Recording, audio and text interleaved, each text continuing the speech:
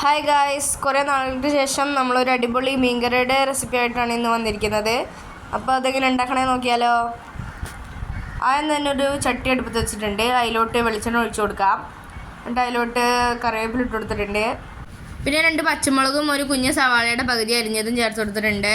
അതിനുശേഷം ginger garlic paste ചേർത്ത് കൊടുത്തിട്ടുണ്ട്. ഇനി അത് കുറച്ച് നേരം ഇട്ട് വാട്ടിയതിന് ശേഷം അതിലോട്ട് ആവശ്യത്തിന് മല്ലിപ്പൊടി, ആവശ്യത്തിന് മുളക് പൊടി, മഞ്ഞൾപ്പൊടി, 2 നുള്ള ഉലുവപ്പൊടിയും കൂടി ചേർത്ത് കൊടുത്ത് അതിൻ്റെ പച്ചമണം മാറുന്ന വരെ നന്നായിട്ടൊന്ന് ഇളക്കി കൊടുക്കാം.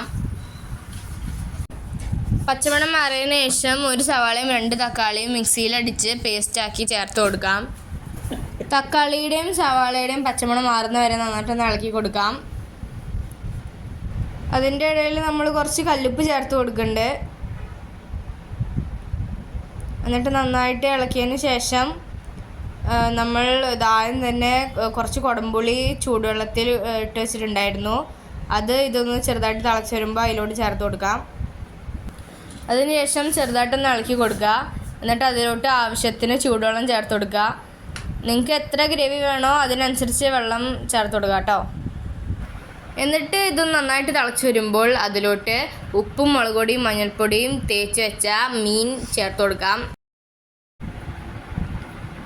അപ്പോൾ ഇത് നന്നായിട്ട് തിളച്ച് വന്നിട്ടുണ്ട്. അപ്പോൾ ഈ സമയത്ത് നമുക്ക് നേരത്തെ ഞാൻ പറഞ്ഞ മീൻ ചേർത്ത് കൊടുക്കാം. ഞങ്ങളിവിടെ ചേർക്കുന്നത് ചാളയാണ് കേട്ടോ. നിങ്ങൾക്ക് വേണമെങ്കിൽ മസാല പുരട്ടാത്ത മീനും ചേർത്ത് കൊടുക്കാം. എന്നിട്ട് ഇതൊന്ന് തിളച്ച് വരുമ്പോൾ തീ കുറച്ച് വെച്ച് ഒരു 5 മിനിറ്റ് അടച്ച് വെച്ച് വേവിക്കാം.